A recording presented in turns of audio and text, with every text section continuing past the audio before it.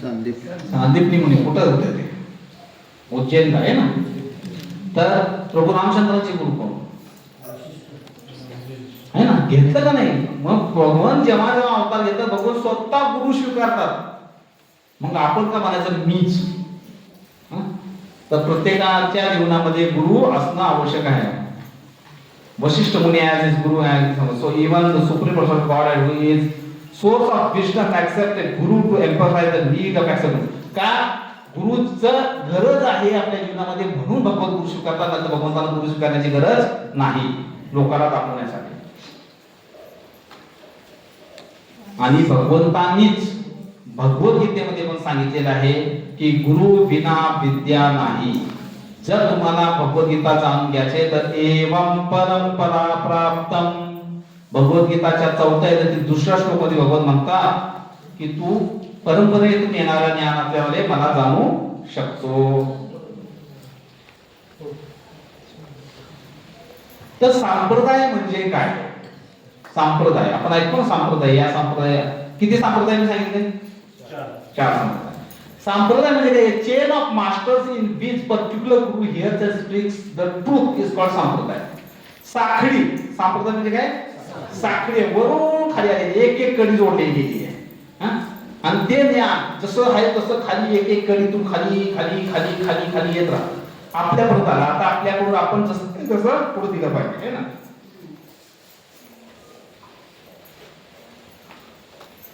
आणि याची पुष्टी भगवंत करतात.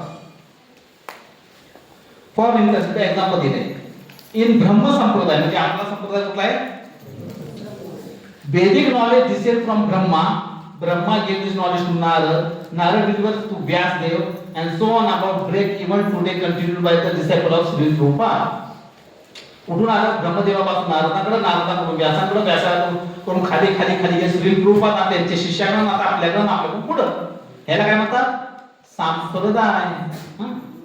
आता हा संप्रदाय खरा आहे का.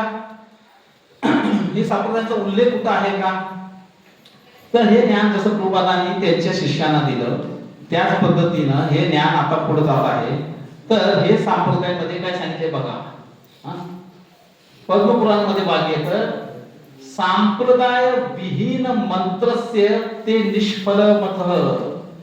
संप्रदाय मधून आलेलाच मंत्र आपण घेतला पाहिजे. जर तुम्हाला चालत्या फिरत्या रस्त्यावरच्या माणसानं म्हणलं की म्हणा हरे कृष्ण महामंत्र किंवा बीज मंत्र दिला तर तो फळवीत होत नाही. मंत्र हा गुरु प्रबद्धच असला पाहिजे. गुरुकडूनच आला पाहिजे.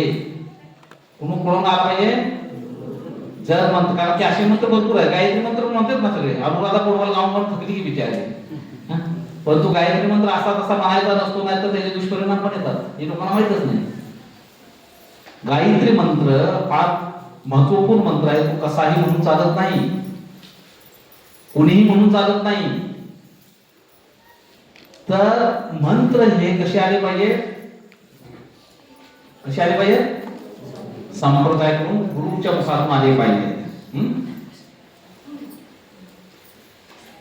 तर original supreme person of God हे Krishna delivers message of Vedas. आता जी सुरुवातीला वेद जी सांगितलेली भगवंतांनी पुन्हा कोणाला सांगितलं पहा.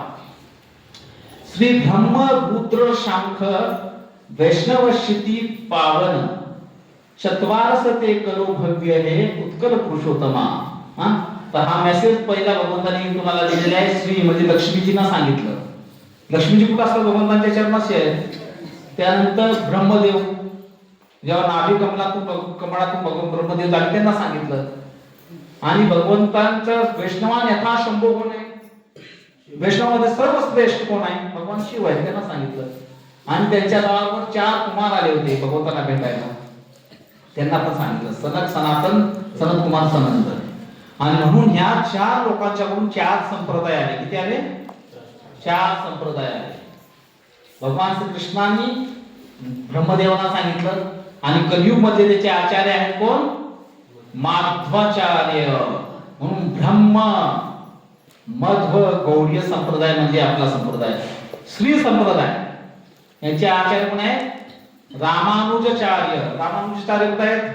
हा संप्रदाय कुठे जास्त करून दक्षिण भारत मध्ये श्रीरंगम वगैरे इकडे गेला ना तुम्ही तिथे कोण आहेत रामानुजाचार्य.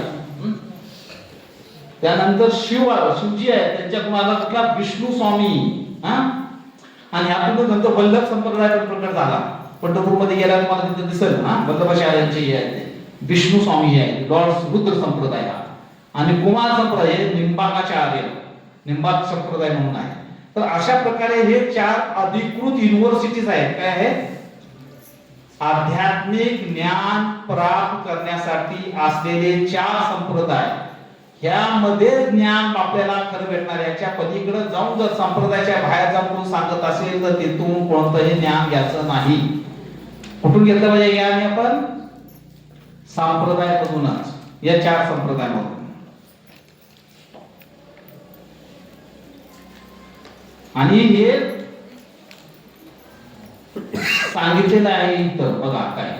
दिस message in Kaliyuga presented was carried by Ramanujacharya Shri संप्रदायाचा, माधवाचार्य ब्रह्म संप्रदाय, विष्णू स्वामीचे असे सांगितलेलं आहे. तर या श्लोकामध्ये सांगितलेलं आहे की या कलियुग मध्ये हे 4 आचार्य आहेत. कोणते आचार्य आहेत या संप्रदायाचे?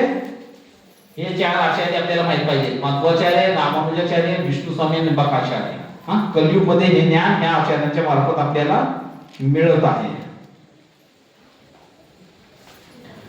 आता आपण पाहिलं की संप्रदायामधूनच आलं पाहिजे, पण गुरुला पण योग्यता असायला हवी बरं का.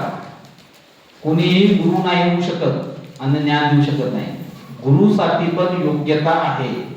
तर आपण ज्याच्याकडून ज्ञान घेतो त्याच्या तो योग्य आहे का सांगण्यास, हे पण पडताळून पाहणं आवश्यक आहे. तर काय योग्यता आहे, गुणवत्ता आहे गुरूंची? गुरु कोण बनू शकतं? तर या जगामध्ये अनेक भोंदू गुरु आहेत किंवा प्रोफेशनल म्हणजे धनार्जन करणारे व्यवसाय गुरु पण आहेत.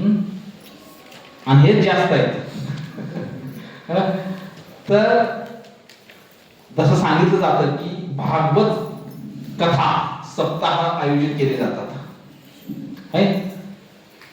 पारायण आयोजित केले जातात आणि तिथून मिळतात पाकिट. आणि त्यांची गोळी असते 10,000, 25,000, 1,00,000. एका वारकऱ्यानं लग्न केलं मुलीचं, त्याच्यात हरिबोल झाले सगळं.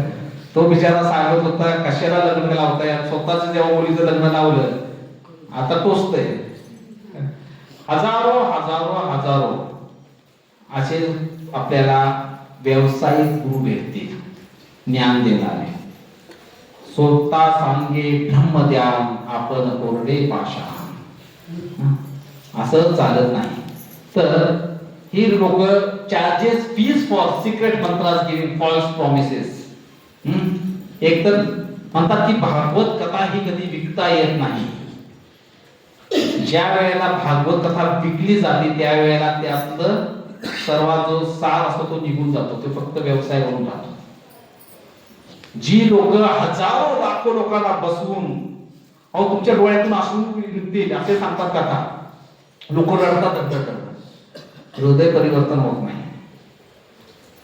म्हणून भागवत कथा ही व्यावसायिक कधीच नसली पाहिजे. आणि प्रभुपादांनी फार उत्तमरित्या मॅनेज केले. आपल्या इथं पण जे प्रवचनकार येतात वगैरे मंदिरमध्ये प्रवचन, त्यांना जाण्या येण्याचा खर्च देतो आपण. त्यांना पाकिट देत नाही असेल 5,000 10,000 नाही. फक्त पुण्यावरून आले तर पुण्यावरून इथं येण्याचा, इथून तिकडे जाण्याचा 500-1000 रुपये. कारण ती व्यावसायिक नाही. तर जो ज्ञान सांगणारा व्यक्ती आहे त्याने कधीही व्यावसायिक असू नये, पहिली गोष्ट. दुसरं, allow their student to degrade all the Vedic regulative authorities. आणि कधी कधी असं सांगितलं जातं की ठीक आहे तुमच्या मनाला येईल तसं तुम्ही करा. अशी बरेच गुरु ते सांगतात की मांसाहार केला तरी चालेल, काय की नाही म्हणून जातं, होईल ऍडजस्ट करता येईल, मी आहे की मंत्र देऊन तुला सोडवेल. नाही चालत. प्रभुपादांना एक जण म्हणाले, जेव्हा प्रभुपादांनी इस्कॉनची स्थापना केली आणि 4 नियम सांगितले. पहिला नियम मांसाहार नाही, दुसरा नशापान नाही, तिसरा जुगार नाही, चौथा व्यभिचार नाही. आता ही जी अमेरिकन मुलं मुली होती ही 4ही करायची. म्हणजे आमचं जीवनच हे आहे, त्याच्या पलीकडे आम्ही जगू शकत नाही आणि तुम्ही नियमच ते सांगितले. प्रभुपाद म्हणाले भगवत प्राप्ती एवढी सहज नाही, हे 4 गोष्टी कराव्याच लागते. मग प्रभुपादांचे काय शिष्य म्हणाले, प्रभुपाद हे 4 ठेवण्यापेक्षा 3च ठेवा, 2 ठेवा, काहीतरी 2 ठेवा, म्हणजे आपल्याकडे संख्या वाढत. काय होईल? संख्या, लोक भरपूर येतील. म्हणून पहा, जिथं नियम नसतात ना तिथं लाखोंची गर्दी होती. किती? लाखोंची गर्दी होती. धन निरंकार म्हणजे की हजारो लोक बसून जाते, वेगवेगळ्या गाड्या भरून जाते. कुठलेही संभव का? तिथं नियमच नाही. तंबाखू म्हणा, सिगरेट प्या, दारू प्या, या बसा आमच्या तिथं ट्रकामध्ये लोक भरायचे, घेऊन जायचे. परंतु आपण इथं नियम सांगतो, तुम्ही चांगले वागा, तुम्ही हे खाऊ नका, हे करू नका, सात्विक जीवन बनवा, तुमचं जीवन शुद्ध बनवा, तेव्हा तुम्ही भगवत प्राप्ती कराल. मग लोकांची संख्या कमी होते. पण प्रभुपाद म्हणले, आय वॉन्ट वन, काय पाहिजे? एक चंद्र पाहिजे आणि एक तारे नको. असा चंद्र जो पौर्णिमाचा चंद्र असेल, ताऱ्यांची आवश्यकताच नाही, संपूर्ण विश्वाला प्रकाशित करेल असा एक भक्त झाला तरी पुरेसा आहे. म्हणून मला गर्दी नको आहे. असा व्यक्ती पाहिजे जो सर्वत्र प्रकाश देईल. म्हणून कॉम्प्रोमाइज करत नाही. जी तपस्या आहे, रेग्युलेटरी प्रिन्सिपल्स आहे, जे तत्व आहे, तत्वाला तडजोड नाही, तत्वाला पर्याय नाही. पुढे काय सांगितलं? Maintain that purpose of yoga is the material well being and not is the means of connecting to the God. Mention that. तर लोक भगवद्गीता घेतात आणि सांगतात की असं योग करायचं, असं करायचं, म्हणजे शरीर स्वास्थ्य राहतं आपलं. आणि मग योगा ऑफ द डे आणि योगा भगवद्गीतेच्या नावाखाली शारीरिक व्यायाम क्रिया सांगतात, ते पण गरजेचं आहे. परंतु भगवद्गीतेचा तो विषय नाही. योग म्हणजे भगवंतांशी जोडणे. योग म्हणजे काय? भगवंताशी जोडणे. तर योगाचा परम लक्ष्य काय आहे? भगवंतांचा संबंध जोडला गेला पाहिजे. म्हणजे आपण नुसता प्राणायाम करू नये. प्राणायामचा उद्देश काय बघा? अष्टांग मध्ये किती प्रकार आहे? 8 आहेत, हे नाही? यम, नियम, आसन, नंतर प्राणायाम, प्रत्याहार, ध्यान, धारणा आणि समाधी. तर 4थ्या टप्प्यामध्ये जाऊन व्यक्ती समाधीस्थ होतो. तेव्हा तो भगवंतांना हृदयामध्ये पाहतो. म्हणजे शेवटी तो काय करतोय? समाधीच्या स्तरावर परमात्म्याचं दर्शन करतोय. पण त्याच्या पहिले काय सांगितलं? यम आहेत, नियम आहेत, नंतर आसन आहे, प्राणायाम आहे, प्रत्याहार आहे, म्हणजे हे करायचं, हे खायचं, ते खायचं नाही. मग ध्यान, धारणा, समाधी आहे. तर योगाचा उद्देश अंततः काय आहे? श्रीकृष्णांना पाहणे.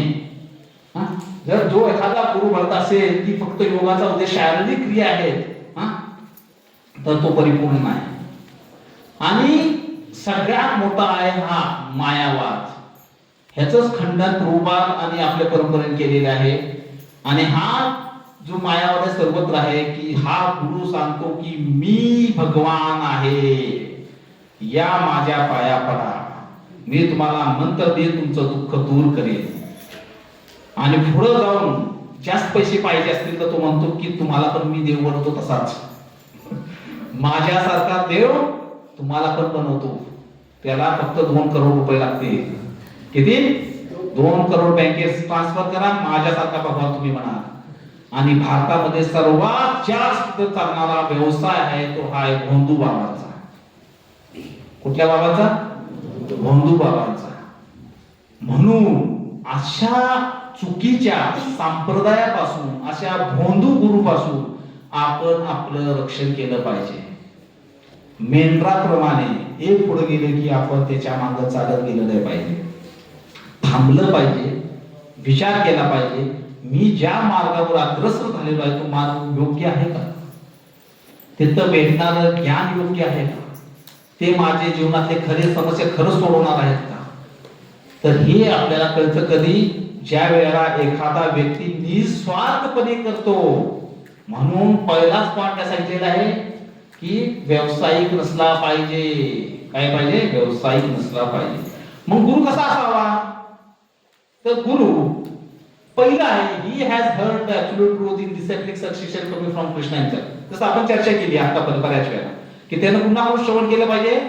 संप्रदायामध्ये अधिकृत गुरुकुल श्रवण केलेलाच व्यक्ती असला पाहिजे. पहिलं, he has realised the conclusion of the scripture by revelation in the able to convince the others of this conclusion.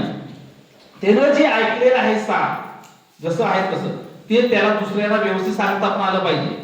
जसं मी उदाहरण दिलं की भगवद्गीता आपण वितरण करतोय पण स्वतःच वाचली नाही, उपयोग आहे का त्याचा? अजिबात नाही. म्हणून जोपर्यंत आपण अभ्यास करत नाही, आपण भगवद्गीता अभ्यासली पाहिजे आणि मग ते आपल्या दुसऱ्याला सांगू शकतो, तरच ते ज्ञान पुढे जाईल. तिसरं काय, he should teach bye personal example. आता फक्त सांगायचं नाही, वागायचे पण तसं. काय करायचे? वागायचे पण तसं. जर तिथं बसून एखादा व्यक्ती वेगवेगळ्या मोठमोठ्या गोष्टी सांगतोय पण त्याच्या आचरणामध्ये नाही, तर तो गुरुच्या पदावर येऊ शकत नाही किंवा सांगू शकत नाही. हा, म्हणून त्यानं स्वतः आचरण, म्हणून काय सांगितलं, जन्म सार्थक करी कर उपकार. छत्री महाप्रभू काय म्हणजे सार्थक कर म्हणजे काय हो? स्वतः पहिलं पालन करा. मी जर 16 माळा जप करत नाही आणि मी म्हणलं की 16 माळा जप केला पाहिजे, प्रभुपादांनी सांगितले, तर तू काय करतोय? मला नाही जमत. तुम्हाला सांगण्याचा अधिकार नाही ना. जसं कोणाच्या जीवनाची कथा रामदास स्वामी का कोणाची माहित नाही. एक आई येते म्हणते आमचा मुलगा गोड खूप खातो, त्याला सांगा तुम्ही खाऊ नका म्हणून. ते म्हणजे 1 महिन्यानंतर ये. आता सांगा की म्हणजे नाही 1 महिन्यानंतर. मग 1 महिन्यानंतर आल्यानंतर म्हणजे बाळा गोड खायचं नाही, दात किडतात. म्हणजे अहो तुम्ही पहिलं का नाही सांगितलं? 1 महिन्यानंतर म्हणजे मी स्वतः गोड खात होतो, पहिलं मी सोडलं आणि आता मी त्याला सांगण्यास पात्र झालो. म्हणून आपण जोपर्यंत आपल्या जीवनामध्ये ती गोष्ट करत नाही, आपल्याला दुसऱ्याला सांगायचा अधिकार नाही. आपल्या शब्दामध्ये किंमत राहत नाही, वजन राहत नाही, हृदय परिवर्तन करण्याची शक्ती राहत नाही. म्हणून श्रवण कुणाकडून करायचे? परंपरेतून, योग्य व्यक्तीकडून, योग्य गुरुकडून. तर आपल्या व्यक्तिगत एक्झाम्पल, पर्सनल एक्झाम्पल, आचार ही प्रचार आहे. ही सेन्सेस मस्ट बी कंट्रोल्ड. त्याचं इंद्रियवर नियंत्रण पाहिजे. मस्ट बी ट्रूथफुल, सत्यवादी पाहिजे. Interested in the welfare of all living, आणि सर्वांचं कल्याण पाहणारा पाहिजे. माझ्या पार्टीच्या लोकांचं कल्याण उद्या ही नको असं नाही. गुरु कसा असतो? सम सर्वेषु भूतेषु, सर्वांना एक दृष्टीने पाहणारा. भेद दृष्टी नसती, भेदभाव नसतो त्याच्यामध्ये. म्हणून त्याचं सेन्सेस म्हणजे पहिलं त्याचा इंद्रिय निग्रह असला पाहिजे. कसा पाहिजे? इंद्रिय निग्रह करणे आवश्यक आहे. वाचो वेगम मनसा क्रोध वेगम, जिह्वा वेगम उदर उपस्थ वेगम, एतान वेगान यो विषयात धीरा पृथ्वीम अपिमं शिष्या. या पृथ्वीवरती शिष्य बनवण्याचा अधिकार त्या एका व्यक्तीलाच आहे, ज्याचा वाचो वेगम मनसा क्रोध वेगम, ज्याचा वाचा मनावर आणि क्रोधावर नियंत्रण आहे. त्यानंतर जिव्हा उदर उपस्थ वेगम, खाण्यापिण्यावर जिव्हा, उदर पोटाचा वर, भूक सहन करता आली पाहिजे म्हणून उपास सांगितले. जिव्हाचं का 2 कार्य आहेत, एक चव घेणे आणि दुसरं बोलणे. प्रजन करायचा नाही, योग्य तेच बोलायचं. कृष्ण भावातील व्यक्ती मौनी असतो, मौन धारण करतो. म्हणजे काय होतं? बोलत नाही का काय? आमचे मंदिरामध्ये 1 वर्ष ब्रह्मचारी आमचे मार्कंडेय प्रभू, आता ते वाढपोस्ट झाले, ते पूर्वी साधना करायचे. कुठली साधना करायची माहिती आहे का?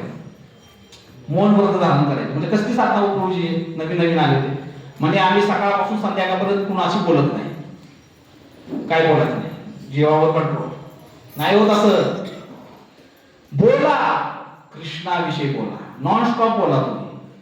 ही जीवेची तपस्या आहे. काय? जीवेची. खाताना पण व्यवस्थित उदर भूक सहन करता आली पाहिजे. असं म्हणतात जो 1 टाइम खातो त्याला म्हणतात योगी. काय म्हणतात? योगी लोक फक्त जीवनात एकदा खातात. 2 टाइम खातो त्याला म्हणतात भोगी. काय म्हणतात? भोग घेणार.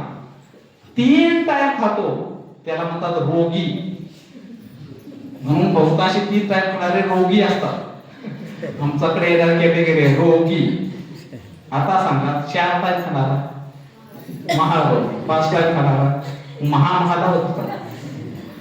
जर आपल्याला बघायचं आहे योगी आदित्यनाथ नाही, तर आपण एकावर गेली पाहिजे. ऍक्च्युली वयाच्या 40 वयानंतर प्रत्येकानं आपल्या उदर ओकेवर कंट्रोल आणला पाहिजे. काय केलं पाहिजे? सूर्यास्तानंतर खायचं नसतं, माहिती आपलं शास्त्र सांगतं. 7 वाजल्यानंतर सूर्यदेव अस्त झाल्यानंतर कोणतीच क्रिया करायची नसतं. आणि यज्ञ कोणताच करायचा, तो भोजन काय आहे? जाणावे हे यज्ञ कर्म. यज्ञ कसं करता तुम्ही रात्री 8 वाजता? अहो भोजन साधारण गोष्ट नाही. भोजन मध्ये असणंच तो याचं असतं. आणि ती यज्ञ कुंड समजून घ्यायचं करून भगवंत माझ्या मुखातून ग्रहण करता ही धारणा करून भगवंतांना साक्षात पाहून मग तो ग्रहण करायचा. रात्री करायचाच नसतो यज्ञ. म्हणून 7 नंतर खायचं नाही. तरी अति होईल, तुम्ही खा जोपर्यंत शक्य आहे. नंतर म्हणा तुम्ही भगवद्गीतेच्या नावाखाली आमचं तुम्ही हे जागरच बंधन आणताय. पण बंधन 4 गोष्टीचं करा, प्रभुपादाने सांगितलं.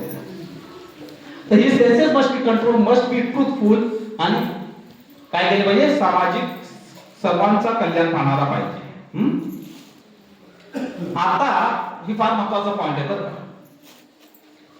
आता जो माझा गुरुनं सांगितलं ती माझं बोनाफाईड बघायचं ना, खराब बोलाही बघायचं पाहिजे. ओळखायचा कसा?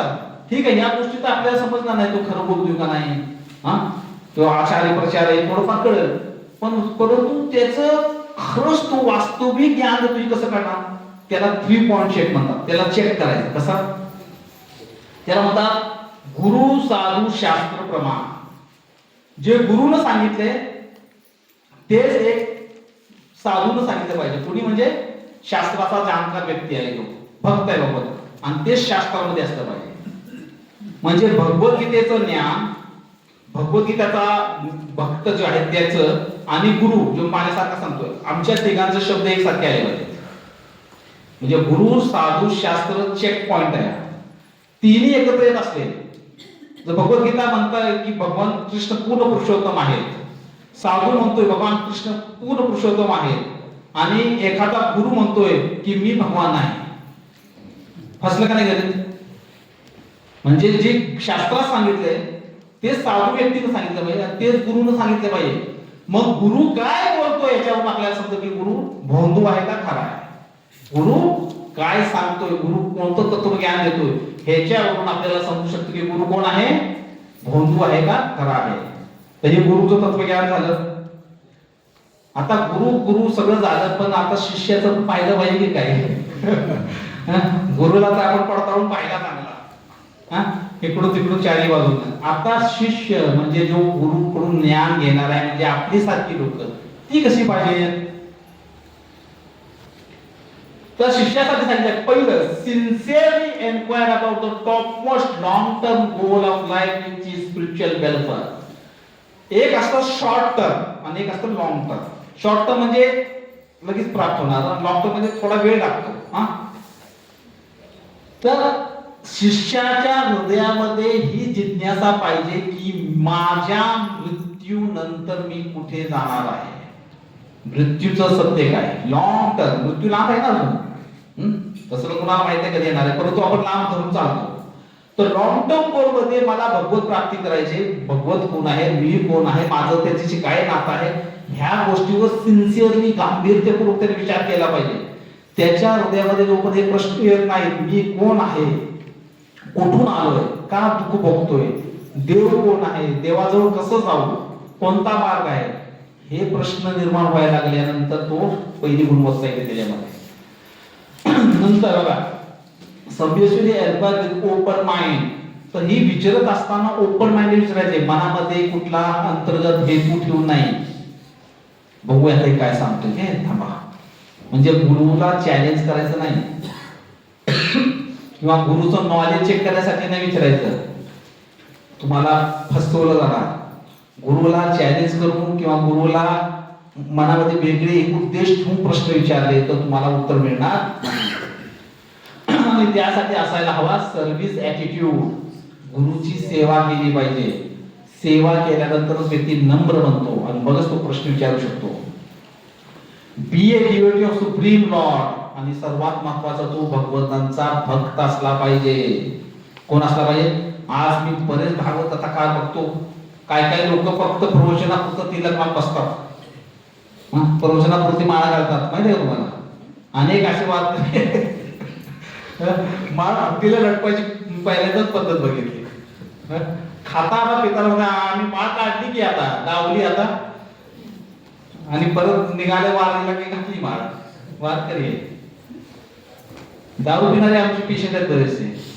1 महिन्यासाठी सोडली म्हणून माळ घालतात. खरं दारू परत कशी काढली तू, आता जरा थोडी घेतो. म्हणजे काय, आपल्या लहरीप्रमाणेच आपण तुळशीला धारण करायची. तुळशी ही एवढी पवित्र वस्तू आहे. तुळशी साक्षात कृष्ण प्रदान करणारी व्यक्ती आहे आणि तिला आपण आपल्या सोयीप्रमाणे तिचा वापर करायचा.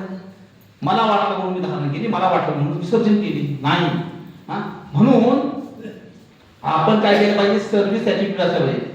तो भगवताचा भक्तच असला पाहिजे आणि have faith in the spiritual master, त्याचा स्वतःच्या गुरुवर पण विश्वास असला पाहिजे. ज्याच्याकडून तो श्रवण करणार आहे तो शिष्य, त्याचा त्या शिष्य गुरुवर विश्वास असला पाहिजे. नाहीतर तुम्हाला खरं सांगतो का खोटं माहित नाही, मग दुविधामध्ये राहणार. म्हणून पहा, श्री प्रभुपादांनी एक चांगली पद्धत नेमली. काय पद्धत? त्यांनी प्रत्येक प्रवचन झाल्यानंतर प्रश्न उत्तर ठेवली. काय ठेवली? प्रश्न उत्तरे ठेवली, जेणेकरून कोणतीही शंका मनामध्ये राहू नये. फार महत्वाचं आहे. आपल्या मनामध्ये जेवढ्या शंका आहेत त्यांचं निरसन झालंच पाहिजे. आपण भरपूर प्रश्न विचारले पाहिजे. असं म्हणतात, जो जास्त प्रश्न विचारतो ना तो खरं जास्त गती करतो. कारण शंकासूर हा असुर आहे हृदयामध्ये असणार, जो आपल्या ज्ञानाला आपल्या बुद्धीला भ्रष्ट करतो. म्हणून प्रश्न विचारले पाहिजे. Obedient to carry out the instruction of his guru. आणि सगळ्यात महत्वाचं हे आहे, त्याच्या गुरुने सांगितलेल्या आज्ञांचं पालन करण्यास तो तयार असला पाहिजे. जर प्रभुपादांनी सांगितले 4 नियम तर ते पालन केलेच पाहिजे. मी 3 करतो, 1 करतो, नाही चालत. मी 50-50 करतो, नाही चालत. काय करायचे? जसं सांगितले तसं. त्याच्यामध्ये आपल्या सोयीनुसार बदल करायचा नाही. गुरु आज्ञा, गुरु मुख पद्म वाक्य चिते ते कौर्य ऐक्य. चित्तावर कोरलं गेलं पाहिजे. पद्म वाक्य आहे त्यांचं. पाषाणामध्ये शरीरशास्त्र वज्रले म्हणतो ना आपण, त्याप्रमाणे आपण आपल्या गुरुची आज्ञा जशी आहे त्याला क्रॉस न करता स्वीकारली पाहिजे. प्रभुपादांचे असे शिष्य होते, प्रभुपादांनी एक शब्द बोलला की त्यासाठी सगळं समर्पित असायचं. त्यांनी कधी परत प्रश्न केला नाही, प्रभुपाद हे असंच कसं? तुम्ही सांगता प्रभुपाद? हो. म्हणून आज ते एवढ्या मोठ्या स्तरावर आहेत आणि आज हीच लोक प्रचार करत आहेत संपूर्ण विश्वामध्ये. म्हणून गुरुनी जे सांगितलेलं आहे त्या गुरुच्या वाक्यावरती आपला पूर्ण 100% काय पाहिजे? विश्वास पाहिजे. तर हे झालं. आता पुढच्या सेशन जी आहे, आता दुपारी आपला प्रसाद होईल. आता 1 वाजलेला आहे.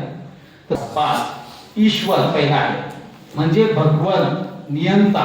ईश्वरचा अर्थ काय? संस्कृत मध्ये ईश्वर कशाला म्हणतात? नियंत्रक. काय म्हणतात? ईश्वर म्हणजे काय? नियंत्रक. म्हणून पती परमेश्वर, पतीला पण ईश्वर म्हणले. तो घराचा कोण आहे? नियंत्रक आहे, ईश्वर आहे. पहिला विषय ईश्वर. दुसरा आहे जीव, आपण सर्वजण. भगवद्गीतेतला दुसरा विषय काय आहे? जीव म्हणजे कोण आहे.